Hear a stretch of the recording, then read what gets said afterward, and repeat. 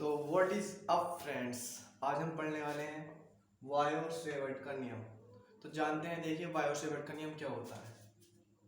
तो वायो-सेवर्ट नामक एक वैज्ञानिक ने बताया कि हमारे पास यदि एक तार है जिसकी लंबाई हमें नहीं पता, लेकिन अगर उसकी लंबाई का हमें पता हो, जैसे कि हमने इतनी लंबाई, ये पूरा तार है, हमने इसमें से कुछ लंबाई ले ली जिसको हमने मान लिया dl। क्या मान ली लंबाई? dl।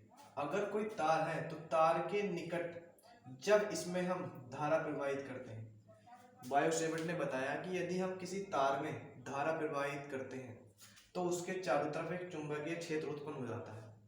तो उस चुंबकीय क्षेत्र का जो परिणाम है, यानी कि जो मान है, जो फॉर्मूला बनना है, वो वायो-सेवर्ट ने अपने नियम अनुसार दिया।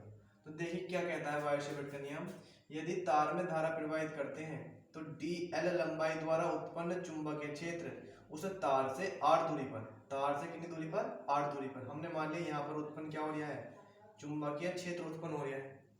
तो जो इनके बीच थीटा है, ये थीटा मान लिया हमने। तो वायो-सेवर्ट का क्या नियम कहता है? नंबर 1, वायो-सेवर्ट का नियम कहता है जो dl है, चुंबकीय क्षेत्र है, वो लंबाई के समानुपाती होता है, यानी कि चुंबकीय क्षेत्र समानुपाती dl। और जो दूसरा कहता है नियम, वो कहता है कि जो b है, चुंबकीय क्षेत्र है, वो उसमें बहने वाली धारा के भी क्या होता है? समानुपाती होता है। और नंबर तीसरा जो नियम हमारा कहता है वो ये है कि जो तार है और जो बिंदु से मिलाने वाली दूरी है, उसके बीच जो कोण बन जाए थीटा, उसकी ज्या की, ज्या मतलब साइन, ज्या मतलब साइन। तो चुंबकीय क्षेत्र है उसके भी क्या होता है? थीटा की ज्या के भी, यानी कि साइन के भी समानुपाती होता है। और जो उस तार से उस बिंदु तक की दूरी r है, इसके वर्ग के व्युत्क्रमानुपाती होता है। यानी चौथा नियम क्या है हमारा? v व्युत्क्रमानुपाती होता है तार की दूरी के वर्ग के व्युत्क्रमानुपाती। ठीक है गाइस, तो इसमें देखिए दोबारा समझ लीजिएगा, तार में बहने वाली धारा के समानुपाती, तार की लंबाई के समानुपाती, और जो थीटा बन गया है उसके साथ साइन, यानी कि ज्या के भी क्या? समानुपाती। और जो बीच की दूरी है, दोनों तार से और बिंदु के बीच की दूरी, जिस पर हमें चुंबकीय क्षेत्र ज्ञात करना है, उसकी दूरी के वर्ग के व्युत्क्रमानुपाती। ये समानुपाती, ये समानुपाती, ये समानुपाती, ये क्या है? व्युत्क्रमानुपाती। इन अगर चारों नियमों को हम मिलाएं तो हमारा नियम बनता है ये b समानुपाती dl i sin थीटा बटे r स्क्वायर। और यहाँ से हम जब भी ये नेतांक हटाते हैं, यानी कि समानुपाती का चिन्ह हटाते हैं, तो हम क्या लेते हैं? नेतांक।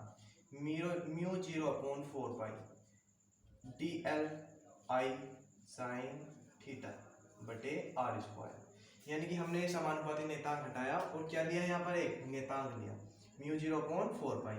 जिस प्रकार हमने कूलॉम के नियम में एक नेतांक लिया था, इसी प्रकार यहाँ पर एक नेतांक लिया।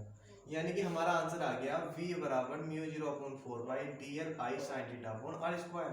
यानी कि थीटा के समानुपाती, लंबाई के समानुपाती, धारा के समानुपाती और बीच की दूरी के वर्ग के व्युत्क्रमानुपाती। जो हमारा चुंबकीय क्षेत्र है, वायो-सेवर्ट ने बताया कि इस प्रकार से हम चार नियमों को लगाकर क्या कर सकते हैं? ज्ञात कर सकते हैं। नेतांक याद रखना, ये है समानुपाती नेतांक, जिसको हम बोलते हैं म्यू 0/4 पाई, जैसे कि वहां पर कूलॉम के नियम में आया था 1/4 पाई एप्सिलॉन 0। इसी प्रकार से यहाँ पर आएगा म्यू 0/4 पाई। तो हमने जाना आज ये था वायो-सेवर्ट का नियम, और इससे अगली वीडियो में हम जानेंगे लोरेंज बल।